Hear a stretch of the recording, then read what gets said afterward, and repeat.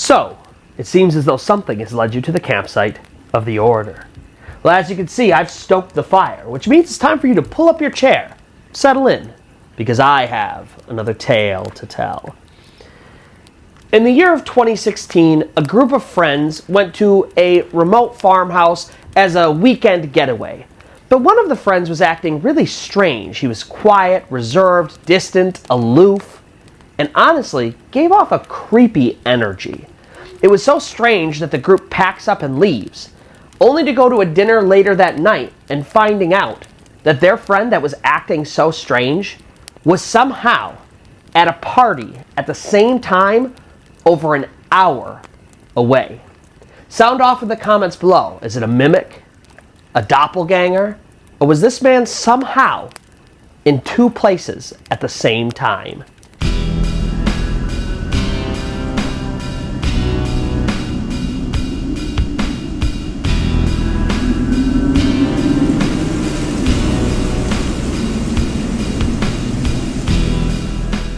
But before we begin, if you found yourself enjoying this kind of content, first-hand true accounts of the supernatural, paranormal, things that go bump in the night, then allow the spirits to guide your play and check to both the like and subscribe button as well as the notification bell. That way you get notified every time I upload new content, which is twice a week, every Monday and Friday at 8 p.m. Eastern Time.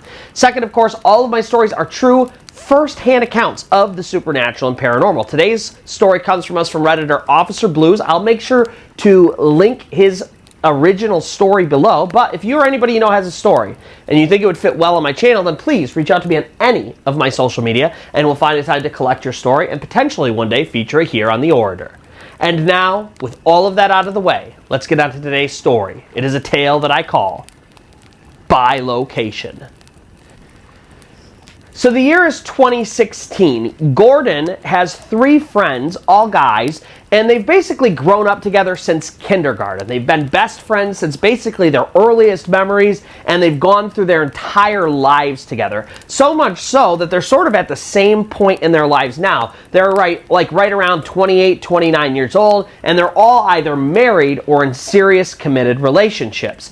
And one of the things that this group of friends likes to do now with them and their either spouses or partners is they like to go to this, it's kind of like a remote farmhouse that one of them owns. It's sort of like a vacation house. And they just like to go out there either for like a summer vacation or when they just need a little break or a getaway, and they just like to hang out and reconnect. And they have one of these trips planned already, but one of the friends here, this guy named Ryan, one of the four in this group, he's just having a really, really rough time lately, and so he's really thinking he's probably going to excuse himself and not go on this trip. His mom is having this really long and arduous battle with cancer, and it's just been draining for him to have to, take care of her and work around the schedule and everything like that. And then on top of it, at the height of all of his anxiety and stress and his worry about his mom, he gets this really bad divorce. And so this trip to this farmhouse is already planned, but Ryan, he's going through a really serious divorce, and his mom, and he just doesn't think that he has the right energy to even go to this cabin. And so he politely decides not only does he not want to go because of that, but he doesn't want to be kind of like the third wheel. Everybody else that's going is either married or has a partner. He just feels like, man, I'm just going to be tagging along and this is going to be really awkward. And so he decides he doesn't want to go.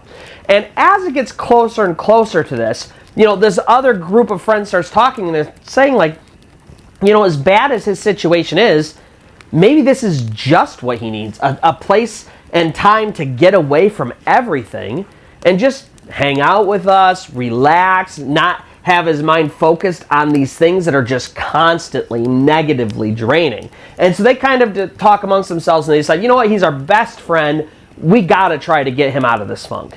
And so the day of the trip, Gordon is literally out on his front stoop. Everything's packed, and he shoots Ryan a call. And he just says, listen, dude, you don't have anything else planned, I don't think. This was already planned, and we would love to have you. You've been our best friend forever. This trip is really, we've been doing this before we were married and had partners and stuff, so why wouldn't you come along? Like, this is our friend group, we need you there. Like, it's just not complete without you. And as Gordon is talking to him on the phone, Ryan is just really, really odd. He doesn't really respond to anything. And at first, Gordon thinks he's just called him too early and maybe he's just woken up. And he even kind of jokes with him about it. And Ryan doesn't laugh at all or even really participate in the conversation. And it's so stark a difference that Gordon is just so confused. And he says, dude, whatever, I'm going to come pick you up. And at some point, Ryan just says, okay. And that's it. So Gordon and his wife, they get in their car. It's already packed. And they head over to Ryan's house. It's only a couple minutes away. They pull up. Ryan comes out. He gets in the back seat. And they take off. And it's only about a 45-minute trip to this farmhouse where they're going and meeting all of their friends at. But they want to spend the time pleasantly having conversations and kind of talking to Ryan and kind of getting him out of his funk so he has the right energy when they show up to the cabin. And so right away, they just start talking to him, asking him how things are going, what's going on. But it's like, Gordon said it was like Ryan was almost stupid, like something had happened to his brain. He was really confused when they would ask him questions, or if they would make a joke, he would need it like re-explained to him, like he didn't understand. Even really, really simple stuff. He would only answer questions with like a yes or a no, or he would like slur or mumble something and they couldn't understand what was going on. And, you know, they're asking like, are you sure you're okay? And he just every time is like, yes, I'm okay, I'm fine. And he shuts it down so much that at some point, Gordon and his wife just decide, you know what? When we get there, all of our friends will be there. The energy will lift him up, and it'll be a problem for later, basically. And so they make the rest of the way to the cabin, and it's just awkward the whole time. They finally show up, and everybody's there, and when they show up, man, there's just this huge, awesome spread of a bunch of food, and then they have a bunch of video game systems. And that's kind of what they like to do at this farmhouse. They like to show up, play video games for the weekend, eat a bunch of food, hang out with their partners. Like, it's just a total fun getaway where they don't have to think or worry about anything else in their lives. And so they show up, they get plates of food, they start playing video games, and the night is just awesome. Except the entire time, Ryan is sitting completely apart from the rest of the party, just sort of in the corner. And he's not doing anything. He's not talking to anybody. He's not participating in any of the games. He eats no food the entire night. And people keep trying to engage him, right? This is like their best friend and has been for like 25 years. And he just will not engage in conversation. And anytime they're like, dude, are you sure you're all right? He literally just says, I'm okay. And that's it. They can't engage him. They're doing everything they can, and he just won't participate. And so at some point, the entire group decides, you know what? It is what it is, and we're just going to leave him alone. If he wants to act like this, you know, he said he didn't want to come anyway. And so they just have an awesome night. And at some point, Ryan gets up, and he goes outside, and he kind of sits down on one of the benches on the porch out front. And he's just sitting out there while everybody else is playing. And, you know, it's getting really late. Everybody's kind of packing up and turning in. And so Gordon goes outside to talk to Ryan. And he sits down next to him. He says, listen, man, I don't know exactly what's going on. I hope everything's okay. But, like, let's just, you know, get some sleep and then, you know, kind of figure out how tomorrow works, you know? And then Ryan just says, yeah, all right, I'll be in just a minute. Gordon goes to bed. And he kind of falls asleep with his wife and forgets about it a little bit. Wakes up in the morning. And Gordon comes out and goes right into Ryan's room first just to see, is he okay? Is he sleeping? How's he feeling? And not only is Ryan not in his bed, but the bed is still made as though nobody has slept in it. The sheet is still pristinely pressed over the bed. And so really quickly, Gordon, he searches the entire house. It's not that big, so it's pretty quick. Can't find him. Walks outside. And Ryan is sitting in the exact same position that he was in the night before. It's like he literally sat down and just never got back up. And, you know, Ryan is just sitting there and he's not really engaging again, being really strange just like he was the night before. And so at some point, Gordon just goes back inside and he just tells everybody, listen, dude, I don't know what's going on, but I'm pretty sure Ryan didn't sleep at all last night. I'm pretty sure he was sitting out there. And then they start talking about, you know, how strange he was last night. And one of the guys says, you know, I know that you mentioned that he didn't eat any food. He said, I was watching him, and he didn't go to the bathroom once all night. Like, they got there early in the day. They were there all day and all night, and he didn't eat a single piece of food. He didn't go to the bathroom once. Literally, all he did was sit in that corner, and he just sort of looked around with this, like, befuddled, amused, amazed kind of face. And then he went outside, and that was it. And so they're talking about how odd this is. And then they decide, you know what? This is too weird. This is so out of character for Ryan that I think it's best that we just pack up and go home. And so that's exactly what they do. They pack up early. They were expecting to spend most of Sunday at the house, and they just packed up and left. And so, Gordon, he drives Ryan all the way home, and he drops him off. He watches Ryan get out and go into his house, and then he's like, all right, he's home. I've done all I could do. And so he goes home, and Gordon, hangs out at his house that day, but that night, there's going to be a birthday party for another friend, but they're all kind of mutual friends. They're going to see everybody there again.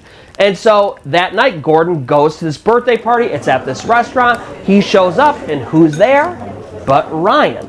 And Ryan is now acting totally normal. Like, obviously, he's sad because he's still dealing with his divorce. He's still dealing with his mom who has this, cancer and this ailment. And so he's obviously, like, not his bubbly, jovial self, but he's still him. He's not acting anything like he was the night before.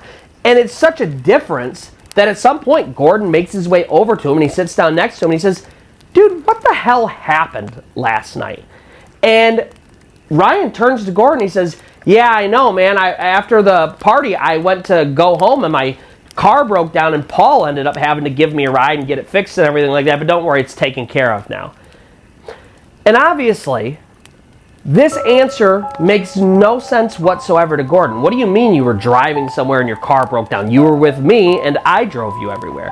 And so he starts questioning him. And as Gordon and Ryan are talking, and it's getting kind of more and more heated, the rest of the group kind of pitches in and they start talking about it. And everybody's talking back and forth. And it turns out some of the people from that birthday party were with Ryan all Saturday evening at this party at a bar. And they all pull out their phones and they're showing everybody who was at the house pictures of Ryan at this party. Clear pictures. It's definitely him at this party at this bar. And so Gordon, he turns to everybody else who was, at this farmhouse on this getaway, and they're just talking about, like, not only was he there, but like Gordon's saying, I gave him a ride to and from. And so they're talking about it, and they just can't come to any sort of reasonable conclusion. And Gordon said years and years and years went by, and they talked about it, so much so that Ryan got sick of it. And he's like, shut up about it. I don't know what happened. I don't have an explanation for it, but leave me alone about it. I don't know. And they just get so frustrated with everything. But, here we are, all of these years later, and Gordon has so many lingering questions. Like, what was that thing that I gave a ride to? And what did it do after I dropped it off at Ryan's house? Because I watched it go into his house Sunday morning. And probably most importantly, the thing that still keeps Gordon up at night is this question. When everybody else was asleep at the farmhouse, what exactly is it that Ryan was doing? And that's going to do it for today's story. If you found yourself enjoying this story or any of the other ones on my channel, first-hand true accounts of the supernatural, paranormal, things that go bump in the night, then allow the spirits to guide your planchette to both the like and subscribe button, as well as the notification bell. That way you get notified every time I upload new content, which is twice a week, every Monday and Friday at 8 p.m. Eastern Time. Second, all of my stories are true first-hand accounts of the supernatural and paranormal. I will link today's story in the comments below, but if you're anybody you know has a story and you think it would fit well on my channel, just reach out to me on any of my social media and we'll find a time to get together, collect your story, and potentially one day feature it here on the Orator. And so until next time, where you'll see that the fire is stoked, you may pull up your chair and settle in, and I'll have another tale to tell.